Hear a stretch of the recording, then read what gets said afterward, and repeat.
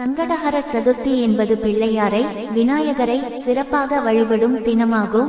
மனிதர்களின் துன்பங்கள், தடைகள், சங்கடங்கள் நீங்க வேண்டும் என்ற நோக்கத்தில்தான் இந்த விரதம் ஓதப்படுகிறது. திருவாடானை 6ஆம் மண்டகப்படி கைலாசக விநாயகம் கோவில் சங்கடஹர சதுர்த்தி முன்னிட்டு சிறப்பு அபிஷேகம் ஆராதனை நடைபெற்றது. சங்கட என்பதில் பொருள் துன்பம், கஷ்டம், தடைகள். ஹர என்பதில் பொருள் அழித்தல், நீக்குதல்.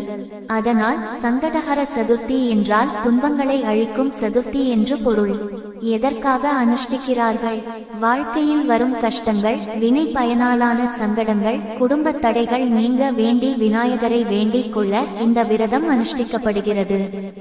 இதை கடைபிடிப்பதால் எல்லா காரியங்களும் சுலபமாக நிறைவேறி குடும்பத்தில் ஐசுவரியம், சௌபாக்கியம், சுபீட்சம் அதிகரிக்கும் என்று நம்பப்படுகிறது. எந்த தெய்வத்திற்காக? இந்த நாள் முழுவதும் பிரதானமாக ஸ்ரீ விநாயகரையே தியானித்து வழிபடுகிறார்கள்.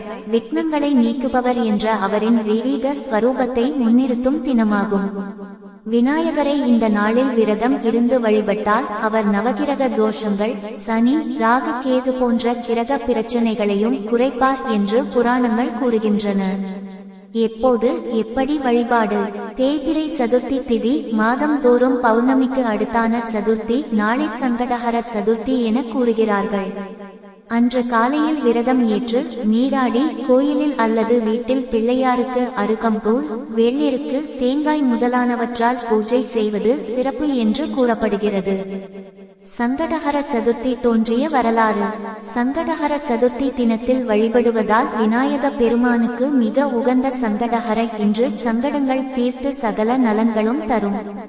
இன்று மகா சங்கடஹர சதுர்த்தி. விநாயகரை பித்ரு தோஷத்தையும் தீர்க்கும் சங்கடஹர சதுர்த்தி. கார்த்திகை. இந்த ஒளிநாடாவை உங்களுக்கு வழங்குபவர் நம்ம ஊரு ஆடானை.